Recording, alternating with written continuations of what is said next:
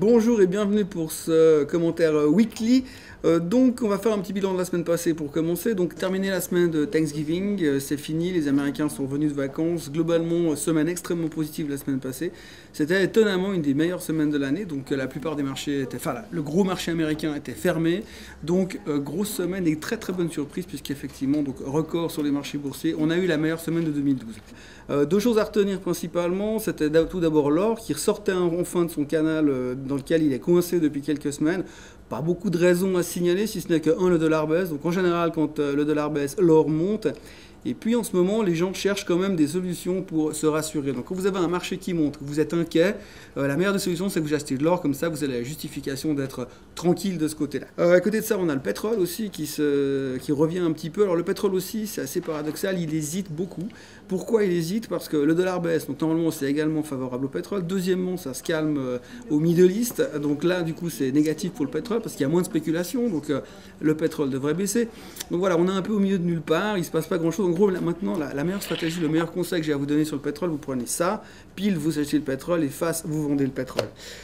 Globalement, c'était à peu près tout pour cette semaine, relativement calme, mais bon, très positif. Pour la semaine à venir, maintenant, on va continuer sur les mêmes thématiques. On va reprendre la thématique de la Grèce et on va reprendre la thématique du fiscal cliff.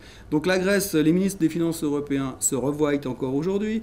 On n'attend pas vraiment des résolutions du côté de la Grèce, mais on attend des indices, quelque chose qui nous dirait que ça ira un peu mieux.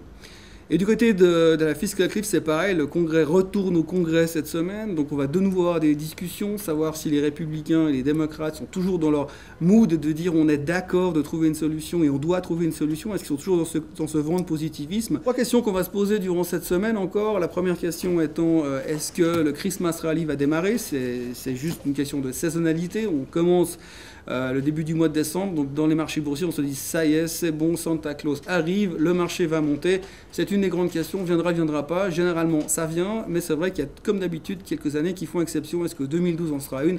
La réponse dans quelques semaines.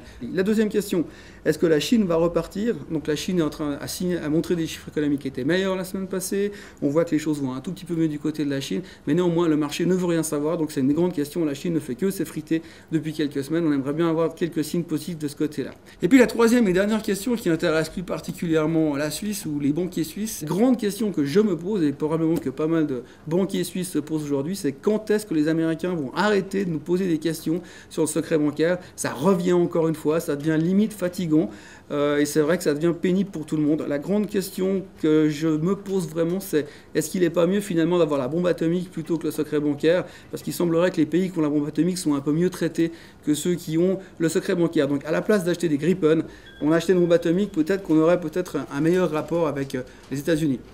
Voilà, en ce qui me concerne, c'est tout pour cette semaine et je vous retrouve la semaine prochaine pour la suite de ces aventures.